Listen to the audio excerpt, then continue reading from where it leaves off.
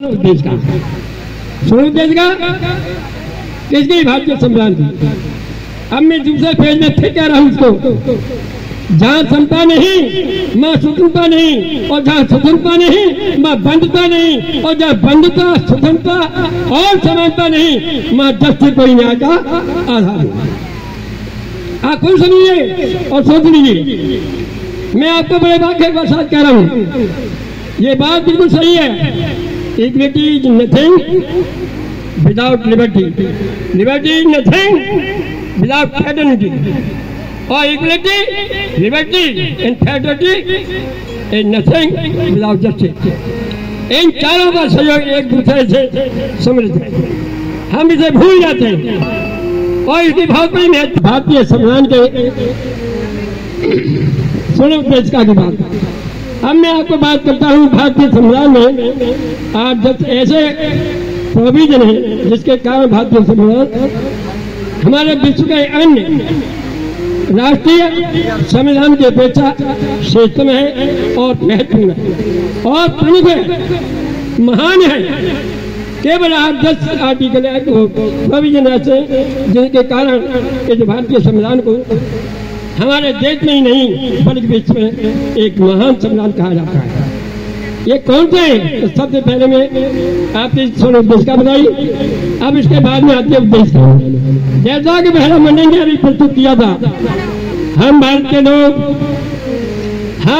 लोग भारत को संपूर्ण प्रभुत्व संपन्न समाजवादी धर्मनिरपेक्ष लोकतांत्रिक गणराज्य बनाने और उसके समस्त सामाजिक आर्थिक राजनीतिक विचार या व्यक्ति विश्वास धर्म की उपासना चिकित्सा अवसर की क्षमता और देश की एकता अखंडता बनाए रखनी है। बंधुता बढ़ाने के लिए 26 नवंबर 1949 को ये भारतीय संविधान एडॉप्ट हुआ, यानी स्वीकार कर लिया गया। ये भारतीय संविधान की प्रस्तावना है।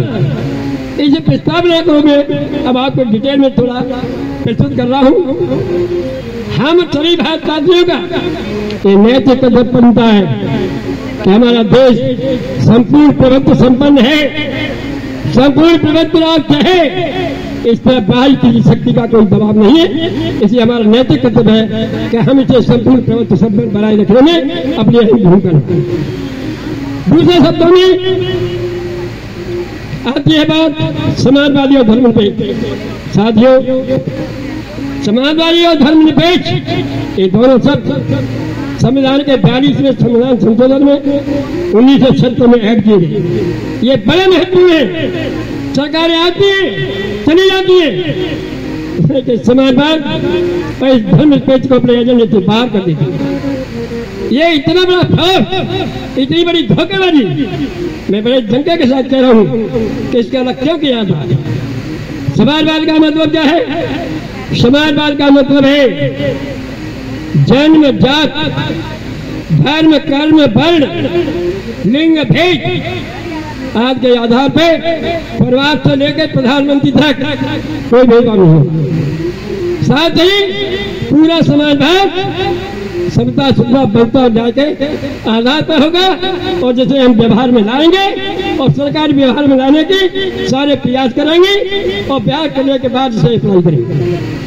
यह समाधान।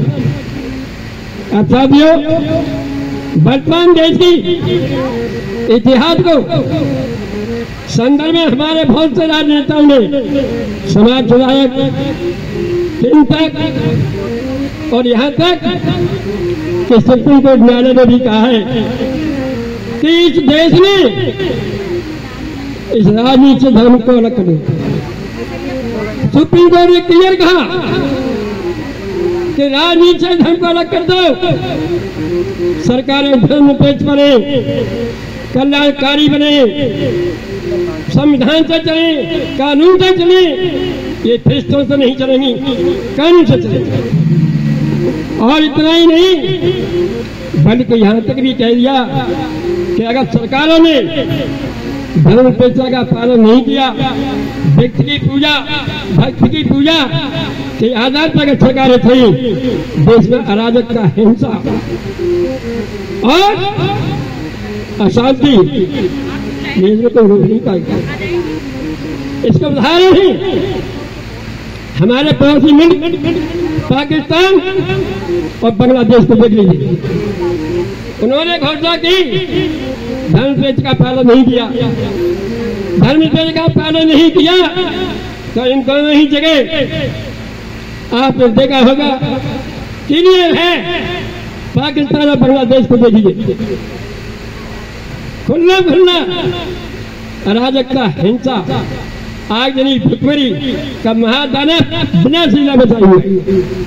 दूसरे शब्दों में फिर कह रहा हूं, आप देखिए सिंगापुर को देखिए और दक्षिण कोरिया को देखिए, जापान को देखिए, उससे हम सबक लें। वहां की सरकार धर्मनिरपेक्षता का पालन करती है, इसलिए वहां सामाजिक, आर्थिक, राजनीतिक न्याय संतुलन में है, महिला सशक्तिकरण में है। हमें उससे ये सबक लेना चाहिए। साथियों, इसी संदर्भ में मैं अपने शब्दों को आगे बढ़ाते हुए आप लोगों के सामने अपनी बात फिर पुनः कर रहा हूं कि भारतीय संविधान में आर्टिकल 36 से लेकर 51 तक नीति निर्देशक तत्वों का वर्णन किया गया। ज्यादा नहीं मैं खींचूंगा, मैं बस यही समाप्त कर रहा हूं। नीति निर्देशक तत्व ये आर्टिकल 36 से लेकर 51 तक है और सरकारों की जिम्मेवारी बनती है कि SC, ST, BC, OBC, अल्पसंख्यक, किसान, मजदूर, महिला, बाल विकास, इनके सामाजिक, आर्थिक, राजनीतिक विकास के लिए और न्याय के लिए नीति निर्देशक तत्वों का पालन कर उन्हें संचित करें। लेकिन सरकारें ऐसा नहीं कर पाई। बाबा साहब का सपना था कि निश्चित ही बेहतर स्टेट बनेगी सरकारें, लेकिन कल्याणकारी सरकारें अभी तक नहीं बन पाई। क्यों नहीं बन पाई? क्योंकि उन्होंने भारतीय संविधान को अप्लाई नहीं किया, इसका इम्प्लीमेंटेशन नहीं किया। अगर इम्प्लीमेंटेशन हो गया होता तो ये देश विद्या का महान लाभ बन गया होता। बड़ी आती है, हम देश को विकसित करेंगे। मैं महिला के ऊपर थोड़ी सी बात करना चाहता हूँ। महिला के ऊपर लोग कहते हैं वहां महिला का सशक्तिकरण हो गया।